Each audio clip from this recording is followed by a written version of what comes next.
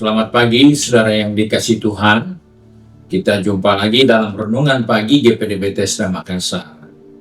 Pagi ini saya akan baca dari 2 Tawari pasal 20 ayat 22 dan ayat 23. Firman Tuhan berkata sebagai berikut.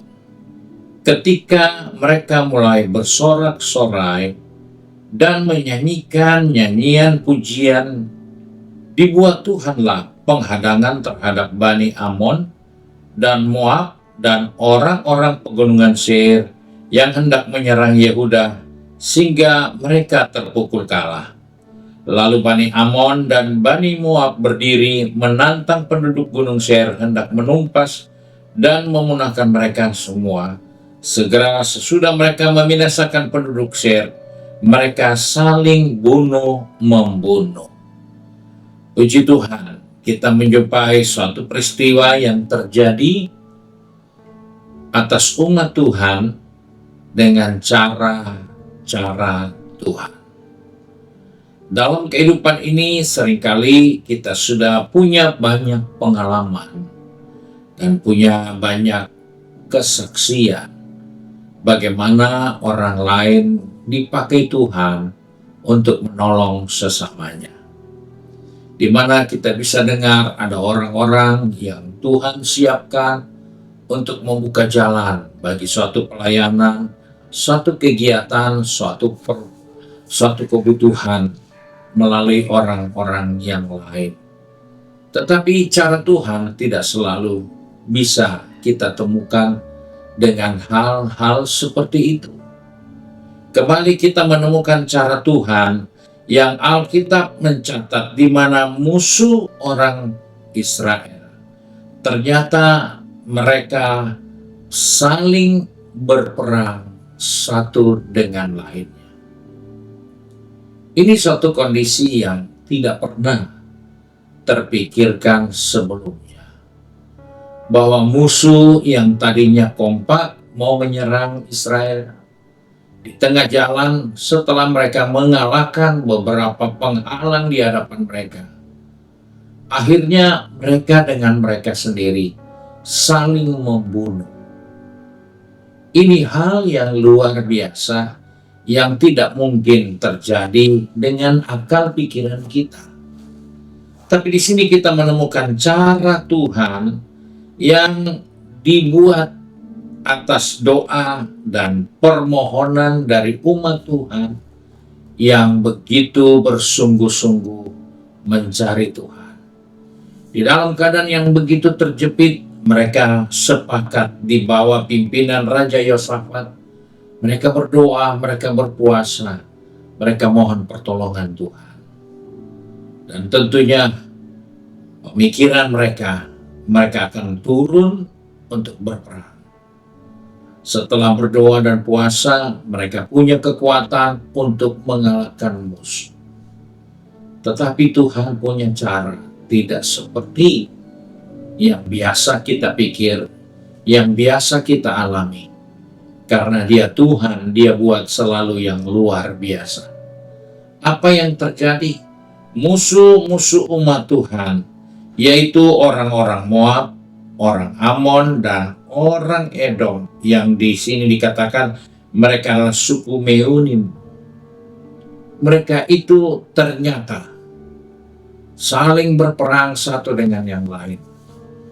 Akhirnya, ketika umat Tuhan maju ke medan pertempuran, mereka tidak menemukan musuh, mereka hanya menemukan bangkai-bangkai dan harta kekayaan.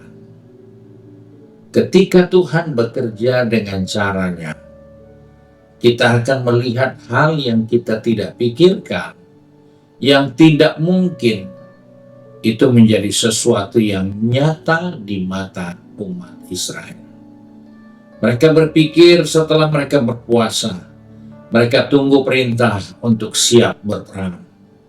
Tetapi ketika mereka selesai berdoa dan puasa, mereka coba masuk ke medan pertempuran, mereka tidak menemukan musuh lagi. Tapi mereka menemukan mayat-mayat bergelimpangan dan harta-harta yang tertinggal. Ini hal yang luar biasa yang Tuhan ingatkan kepada saya dan saudara, bahwa ada cara-cara yang seringkali Tuhan buat di luar nalar kita, di luar kemampuan kita. Dan itulah Tuhan. Sebab itu di dalam menghadapi pergumulan, di dalam menghadapi masalah, kita melihat apapun yang sedang harus dijalani, dihadapi, mereka tidak perlu gentar, mereka tidak perlu takut, mereka tidak perlu bimbang, hanya perlu tetap dalam posisi berharap, bersandar kepada Tuhan, dan menyanyi, memuji Tuhan. Jadi menyikapi hidup dengan sukacita, karena Tuhan punya cara untuk memberi kemenangan buat kita. Di dalam peperangan semua punya strategi, semua punya cara menyerang, tidak berbeda, sama. Tetapi Tuhan buat sesuatu yang walaupun kelihatannya sama, tapi Tuhan merubah fokus mereka, sehingga mereka tidak melihat Israel sebagai musuh, tapi mereka melihat sahabatnya, kawannya. Itulah musuh yang mereka harus binasakan. Hal ini dibuat Tuhan untuk membuktikan bahwa peperangan itu Tuhan punya. Kita boleh berperang dalam pergumulan masalah, bahkan negara boleh bangkit dengan negara lain saling berperang. Tapi ingat, yang namanya perang itu Tuhan yang punya. Strategi boleh sama, kemampuan boleh sama, cara-cara yang kita mau pakai dengan perlengkapan boleh sama, tapi Tuhan yang atur perang itu. Akhirnya senjata makan tuan. Mereka berkumpul bersama untuk saling menyerang Israel, tapi Tuhan merubah mereka saling menyerang. Senjata mereka kembali menghabisi diri mereka sendiri. Dalam peperangan Tuhan bisa buat hal seperti itu. Mungkin ada peluru atau kendali yang sedang diarahkan untuk menghancurkan satu kota, suatu kehidupan, suatu pelayanan. Itu bisa berbalik menyerang diri mereka sendiri. Itulah Tuhan yang kepadanya kita harus sikapi dengan sukacita dan ucapan syukur. Sebab itu firman Tuhan ingatkan dalam Tesalonika, tetaplah berdoa, bersukacitalah senantiasa, dan mengucap syukurlah. 3 hal ini kekuatan yang luar biasa, yang akhirnya membuat Tuhan merubah segala sesuatu, dan kemenangan datang kepada umat pilihannya.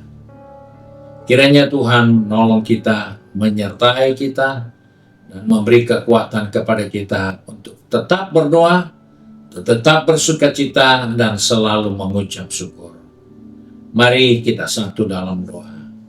Kembali kami datang kepada Bapa di surga dengan mengucap syukur, karena Engkau mengajarkan kepada kami di dalam pergumulan, masalah, tantangan, ujian, peperangan hidup, kami punya kekuatan, yaitu selalu berdoa, bersukacita, dan mengucap syukur. Sebab itu Tuhan, tolong anak-anak-Mu yang sudah pergi bekerja, berbisnis, studi, maupun sudah sibuk dengan kegiatan di rumah tangga masing-masing. Ingatkan kami untuk selalu tetap berdoa, bersukacita, dan mengucap syukur. Karena di dalam melakukan hal inilah Tuhan yang memberi kemenangan bagi kami. Terima kasih Bapa untuk janji firman-Mu. Sebab itu kami percaya hari ini kemenangan Engkau berikan bagi kami. Karena itu kami bersyukur dan berdoa di dalam berkat nama Tuhan Yesus Kristus. Haleluya. Amin. Puji Tuhan. Tuhan Yesus memberkati kita. Dan selamat pagi.